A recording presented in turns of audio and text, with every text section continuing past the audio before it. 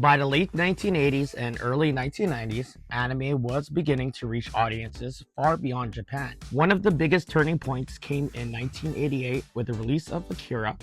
Its stunning animation, mature themes, and cinematic presentation challenged the idea that animation was only for children. For many Western viewers, Akira was unlike anything they had ever seen.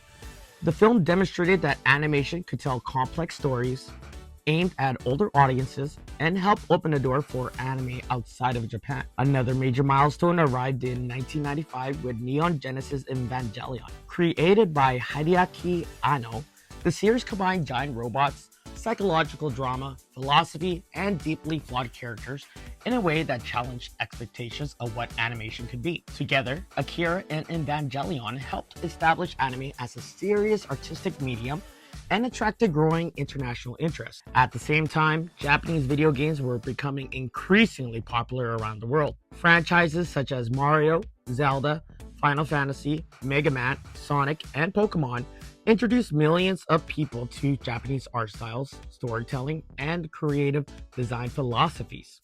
Anime and video games were growing side by side, helping spread Japanese pop culture across the globe. As the 1990s progressed, anime became increasingly visible to mainstream audiences. Shows like Dragon Ball Z, Sailor Moon, Pokemon, and Digimon introduced an entirely new generation to Japanese storytelling. Television networks around the world began airing anime regularly, bringing Japanese animation into living rooms on a scale never seen before. The Pokemon trading card game.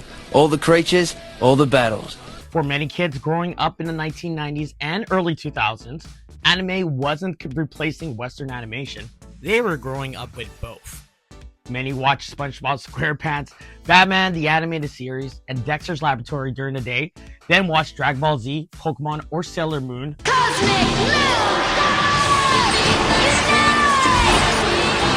For the first time, an entire generation was being influenced by both Western cartoons and Japanese anime at the same time. As anime's popularity continued to grow, conventions began appearing across North America, Europe, and other parts of the world. Events that started as small gatherings of dedicated fans grew into massive celebrations of anime, manga, gaming, cosplay, and Japanese pop culture. By the early 2000s, three series came to define anime for an entire generation: One Piece, Naruto, and Bleach. Often referred as the Big Three, these shows dominated television, manga sales, online communities, and fan culture for years. Together, they introduced millions of new viewers to anime and helped transform the medium from a niche hobby into a global entertainment force. As the 2010s began, anime entered another major era of growth. Streaming services and online communities made anime more accessible than ever before. Series such as Attack on Titan, My Hero Academia, One Punch Man, and Haikyuu attracted massive international audiences and introduced a new generation of fans to anime. By the late 2010s and into the 2020s, anime's popularity exploded once again. Demon Slayer became a worldwide phenomenon.